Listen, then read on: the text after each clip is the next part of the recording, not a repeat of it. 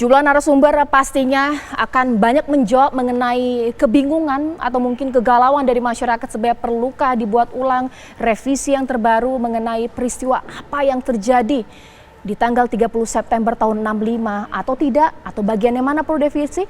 Sudah hadir di sini narasumber saya, di sini sudah ada Mas Ahmad Yani, deklarator kami. Selamat malam. Selamat malam, Assalamualaikum warahmatullahi wabarakatuh. Nah, ini mewakili generasi muda pasti ya, politisi muda kita, Mas Fasko Ruzaimi. Selamat malam Mas Fasko. Assalamualaikum warahmatullahi wabarakatuh. Generasi milenial. Iya, generasi milenial. Nanti tanya, ini milenial perlu tahu tidak dengan sejarah ini pastinya. Dan juga Ibu Yayang Senur yang merupakan istri mendiang Arifin Senur, sang sutradara film. Selamat malam Bu Yayang. Selamat malam TV One. Ya, dan juga sudah terlihat di sana Dr. Sri Margana yang merupakan Kepala Departemen Sejarah UGM. Pak Sri Margana, selamat malam. Selamat malam, Mbak. Oke, saya pertama kali ke Ibu Yayang, Bu Yayang, karena begitu banyak arahan kritikan mengenai film ini, dikatakan produk propaganda Orde Baru. Ketika membuat film tersebut, almarhum menceritakan seberapa banyak sih intervensi dari pemerintahan saat itu untuk membuat film? Enggak ada sama sekali karena skenario itu kan sudah jadi yang ditulis oleh Pak Nugroho Noto Susanto dan tim, dan sudah jadi gitu, dan Mas Arifin sudah juga menyetujui skenario tersebut. Jadi ketika pembuatannya nggak ada lagi intervensi apapun.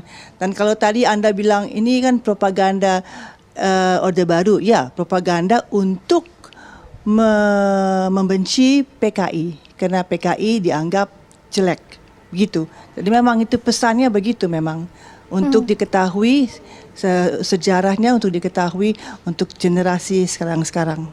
Baik, tapi dikatakan bahwa almarhum agak kesulitan untuk mencari narasumber dari pihak PKI untuk memperkaya referensi dan hasilnya nihil.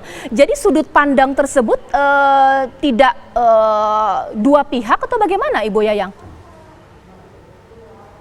Betul. Tidak ada, ya ketika itu kan tahun 84 nggak ada orang yang mau mengaku sebagai PKI kan, karena PKI itu dimusuhin banget kan. Orang foto Soekarno aja diturunin dari rumah-rumah. Jadi memang kami mendapat kesulitan di situ. Satu-satunya orang PKI yang kami sempat mewawancarai adalah Pak Syam Kamaruzaman.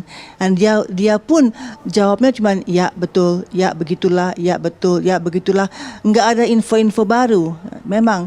Jadi yang kami bisa wawancarai adalah para keluarga dari para jenderal.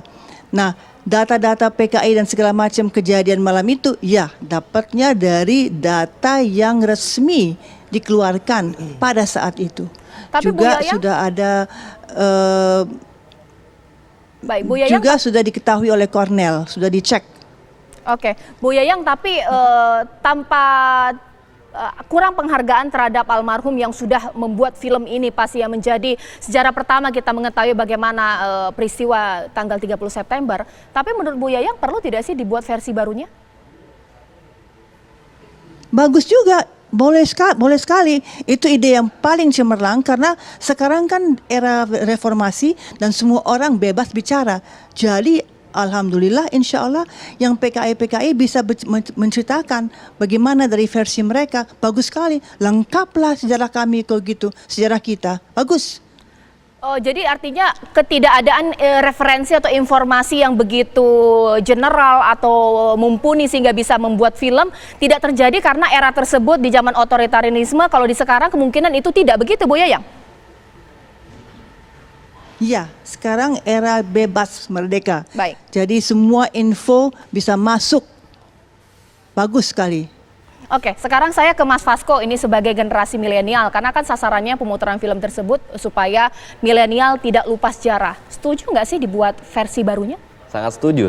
Kalau saya pribadi sebenarnya udah dari awal, dari dulu saya selalu menyuarakan dibuat dong versi barunya, tapi jangan menghilangkan kelengkapan sejarahnya gitu loh. Jangan sampai ada dikurang-kurangin, jangan sampai ada intervensi-intervensi dari kekuasaan, apapun itu, betul-betul dibuat sejarah PKI, terlebih pemberontakannya ya. Karena gini loh Mbak, kalau saya pribadi melihatnya di generasi saya aja, saya kan kelahiran tahun 86 ya, masih masuk generasi milenial akhir lah kira-kira gitu loh. Di generasi saya aja masih banyak yang belum mengerti sebenarnya badan apa sih ini PKI gitu loh. Apa ini PKI? Masih banyak yang juga yang belum tahu bahwa PKI itu pernah membuat pemberontakan zaman Hindia Belanda pun sudah membuat pemberontakan di situ kan. Tahun 26, tahun bahkan setelah merdeka tahun bulan November terus tahun 48. Ini banyak banget sejarah kekejaman PKI yang mesti harus diceritakan lagi gitu loh. Karena berbahaya kalau dibiarkan begitu aja. Oke, sekarang saya ke Pak Margana. Pak Margana, bisa diceritakan secara detail atau mungkin part atau bagian-bagian mana dalam film tersebut tidak sesuai dengan fakta sejarah, mana yang sesuai? Pak Margana. Baik, saya kira pertama karena skenario itu dibuat oleh Pak Nugroho Noto Susanto. Pak Nugroho kan orang pemerintah, jadi tadi dikatakan tidak ada intervensi, ya intervensinya di skenario itu karena yang membuat Pak Nugroho yang orang pemerintah. Gitu.